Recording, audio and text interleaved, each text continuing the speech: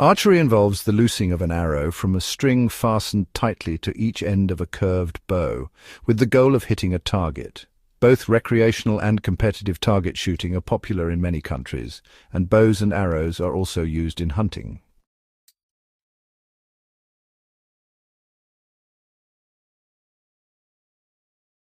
What is sport today was first done for hunting, defense, and apparently ritual. Bows and arrows appear as hunting equipment in prehistoric cave paintings in Spain and France, and stone arrowheads have been found in many excavations as archaeological evidence of early human hunters. Evidence of archery can be found almost everywhere, indicating that it did not spread from one place to others but originated independently in various places. Bows and arrows were also used as lethal weapons in warfare. The training of these military skills led to competitions, which can be considered as prototypes of organized sport.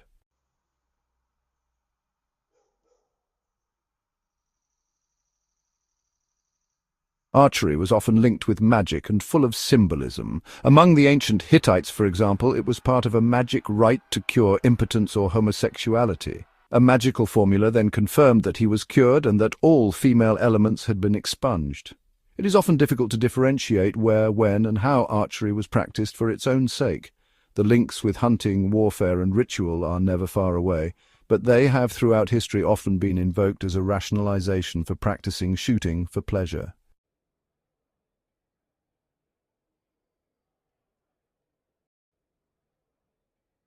Tutankhamun's tomb, discovered in Egypt in 1922 by Howard Carter, revealed, among other artifacts for hunting, bows, arrows, quivers, arm guards, and a bow case belonging to the king's hunting chariot.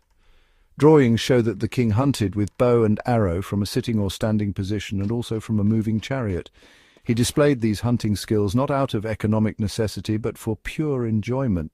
These royal hunting scenes also symbolize the king's military preparedness and his physical fitness.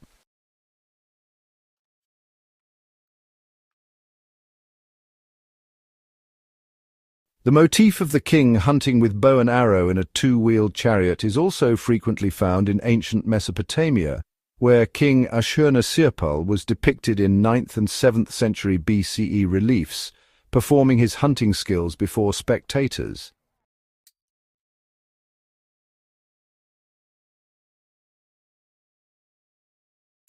Archery contests are described in Homer's epic poems, the Iliad and the Odyssey. A series of sporting contests were organized in honor of the Greek hero Patroclus, who had been killed by Hector during the siege of Troy. As part of these funeral games, Achilles had a ship's mast set up in the sandy soil with a pigeon tied to it by one leg for the archery contest. Teucrus, who won first shot, hit the ribbon and the pigeon flew off. The second archer, Meriones, snatched the bow from Teucrus and aimed at the bird as it circled in the clouds. His arrow struck the bird in the chest, went right through its body, and came down to bury its tip in the ground at the archer's feet. This scene is an early predecessor of popinjay shooting, which appeared on the program of the modern Olympic Games in 1900 and 1920.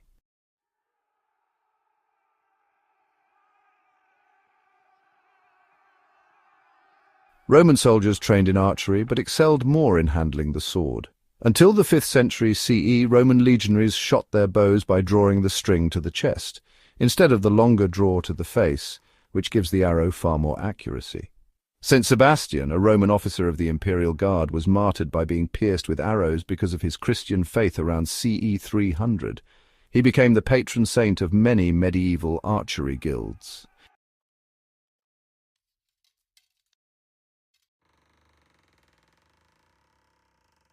Archery seems to have been among the first sports for which records were set. A Turkish inscription from the 13th century praises Sultan Mahmud Khan for a shot of 1,215 arrow lengths.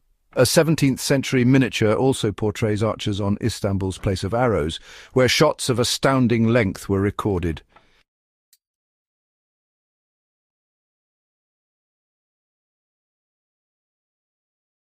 Just as Attila and his Huns had terrorized the eastern borders of Europe with his horseman archers in the 5th century, Genghis Khan rode westward with his Mongolian cavalry in the 13th century. The Mongols used powerful composite bows, and their archery tradition survives in present-day Mongolia. where champion archers enjoy much prestige. The so-called Mongolian draw or thumb lock for drawing the bowstring refers to this cultural heritage.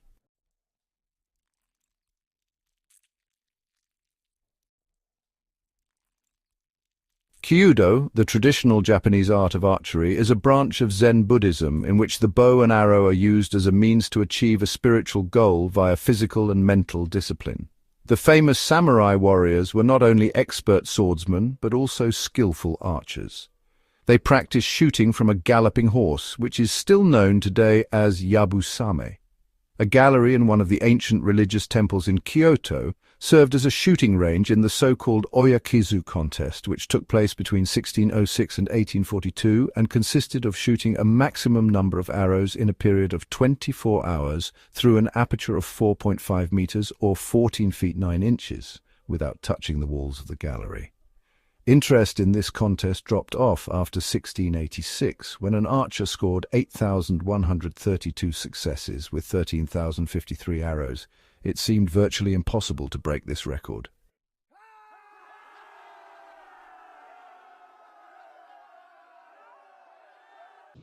The Toxophilite Society of London, formed in 1781 for the practice of archery as a sport, sparked the great revival of archery at the end of the 18th century and influenced later societies.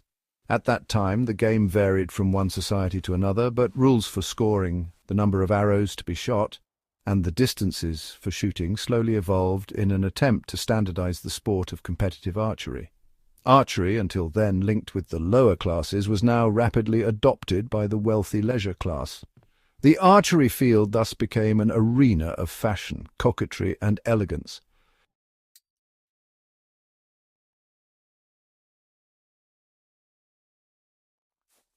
In England, the first Grand National Meeting was held at York in 1844. It was agreed to shoot a York round, which consisted of shooting 72 arrows at 100 yards, 48 at 80 yards, and 24 at 60 yards. The Championship of Great Britain is still based on these rules, decided upon by the archers of the United Kingdom. Women competed for the first time in the Second Grand National Archery Meeting of 1845. Although some had already been members of various societies previously, Queen Victoria herself, before her accession to the throne, had been both a patron of the Queen's Royal St. Leonard's Archers and had actively shot with them.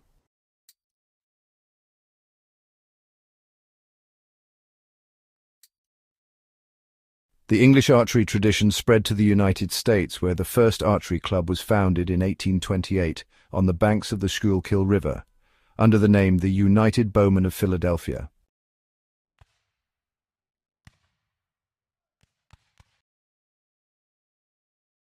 In the United States, the Civil War, which took place from 1861 to 1865, helped renew interest in archery.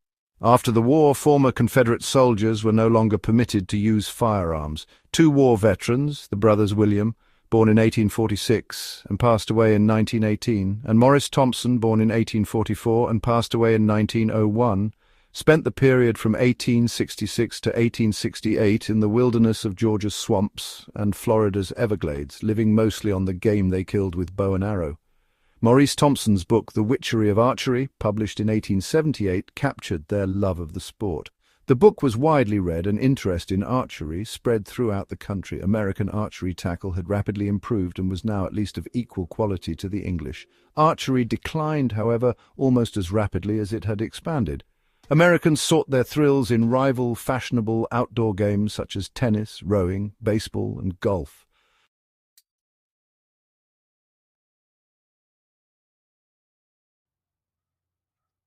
Archery was also exported to the British colonies. In Australia, for instance, it was one of the rare, socially acceptable competitive sports for women and was organised in mixed clubs.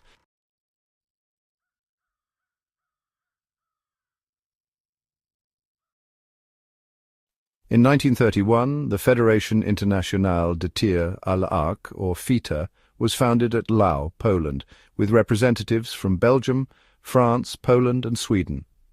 This started a new era in international archery. FITA rules and regulations were internationally adopted. The United Kingdom joined 1 year later. Archery was voted back into the Olympic Games at the meeting in Mexico City in 1968.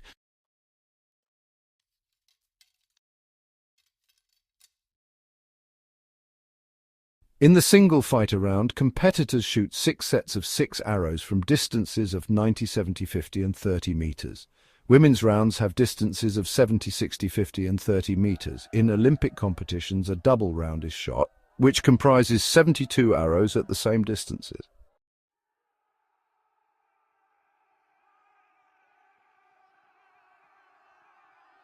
Archery lends itself to a variety of organized forms. Shooting from a wheelchair, for example, has become a standard sport among many paraplegic athletes. An alternative to formal target archery is field shooting, based on conditions as they might be encountered in hunting. This more natural type of archery has also become standardized and is practiced either as the field round or as the hunter's round. They include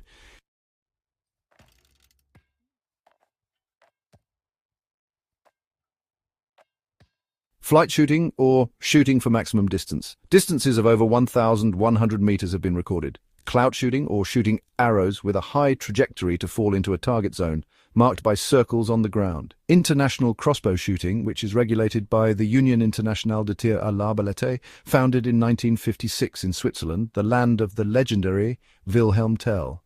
Several variants exist, both in traditional crossbow types, for instance the bullet crossbow, still practiced in Belgium, and in the targets. Popinjay shooting, practiced both at a tall mast from which feathered birds have to be shot down, but also horizontally in lanes.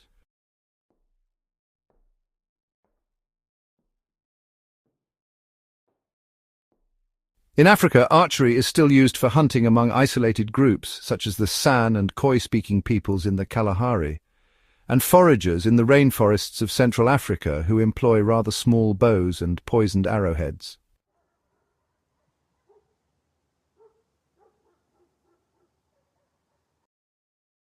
North American Indians have always been associated with the bow and arrow.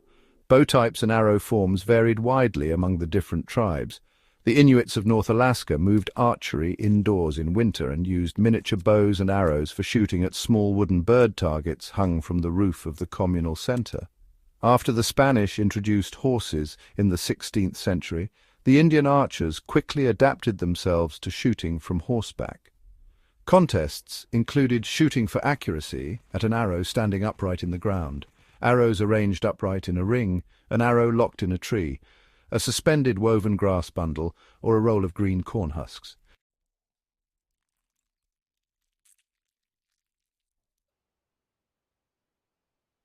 Archery is also widespread in indigenous South America. Shooting contests are usually organized as contests of dexterity, in which the archers aim at a stationary or a mobile target. Shooting for the longest distance is also common. A thrilling variant, for instance, among the Yanomamo of the Brazil-Venezuela border, consists of shooting blunt arrows at opponents who try to parry their blows.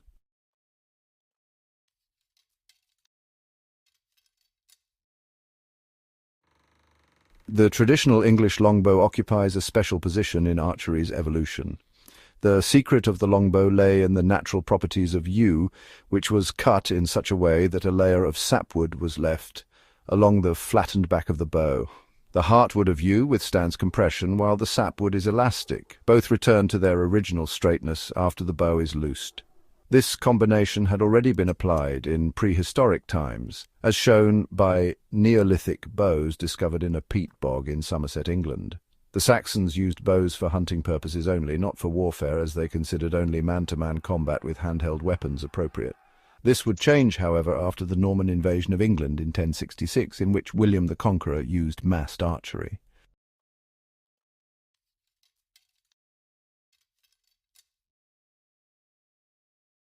A more proficient longbow, probably developed by the Welsh, would make England a first-class military power. Folk tales celebrated the lore of bow and arrow and featured such legendary bowmen as Robin Hood. Of special importance for the spread of the English longbow was the victory in 1346 at Crécy, where the English archers completely routed the Genoese crossbowmen of the French army. Edward III's victorious army, largely outnumbered by the enemy, consisted of some 13,000 men, half of whom were archers. The yeoman archer became feared and respected and was therefore imitated on the continent, where the swift longbow was adopted side by side with the much more precise but slow-to-load crossbow.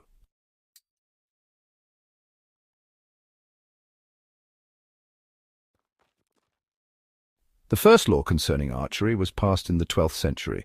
It absolved an archer from charges of murder or manslaughter if he accidentally killed a man while practicing. From the 13th to the 16th century, all servants, labourers, yeomen and other menfolk were enjoined to have their own bows and to practice at the butts on Sundays and holy days. Target archery thus gradually lost its exclusive military character and also became a social pastime. During the reign of Henry VIII, several acts were promulgated to encourage archery. One ordered all physically fit men under the age of 60, except for clergymen and judges, to practice shooting the longbow.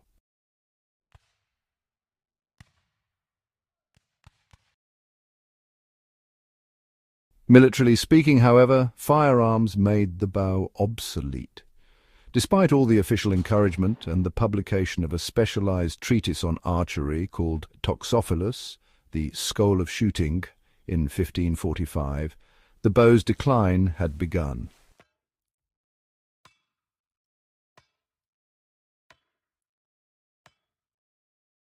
The Frankish knights who joined the First Crusade, from 1096 to 1099, became acquainted with a new weapon, the crossbow, a bow made by fastening a bow at right angles to a stock or tiller. This instrument proved so deadly that it was forbidden to Christians by the Second Lateran Council of 1139, another anti-war decree that has never been observed.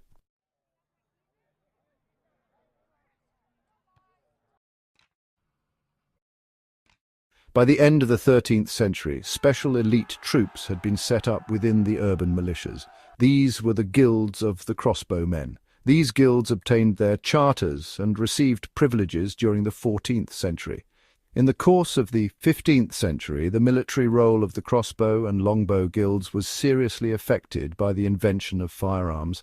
More and more, the archery guild's main pursuit was representing the prestige and status of the leading citizens, thus losing their role in military training but maintaining their traditional social status and political power.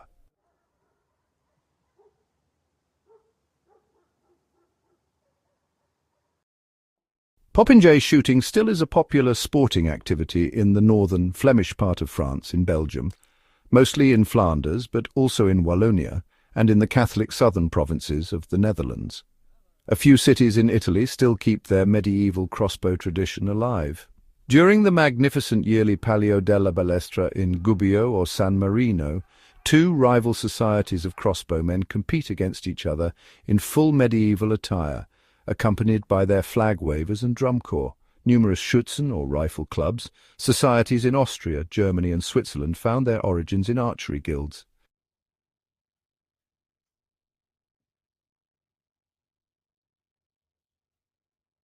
Originally, archery was included in the Olympics only at the request of the National Archery Association of the host country.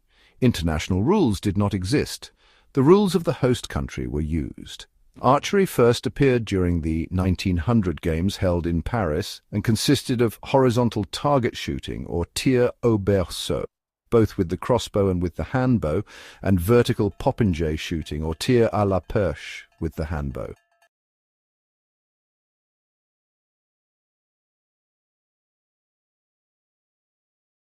Archery reappeared during the 1904 Olympic Games when women first participated. All competitors, male and female, were Americans. During the so-called anthropological days, American archers competed against a number of savages from different parts of the globe. Where the white Americans put practically all their arrows at the 4-foot square target board at 40 yards, the savages hardly hit the target at all. This carnivalistic event with racist undertones upset Olympic head Pierre de Coubertin, who called it a vulgar experiment not to be repeated.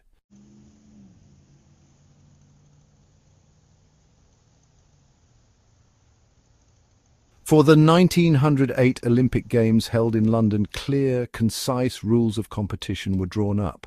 The competing teams consisted of women and men from Britain, men from France, and a lone male competitor from the United States.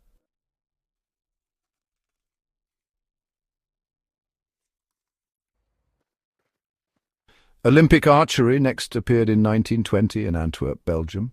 Archery was Belgium's national sport par excellence, but it was rather idiosyncratic. Only archers from Belgium, France, and the Netherlands showed up, and there were no women's events.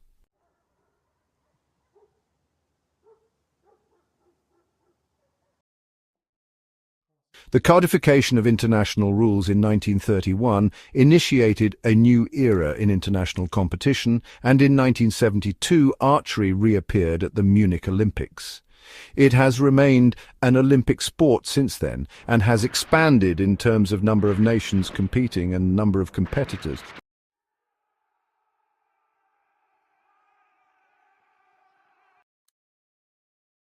Archery is an activity and a sport dating back thousands of years and has been practiced in many cultures. Despite almost entirely disappearing as a military, hunting and ritual activity, archery still remains a recreational and competitive sport.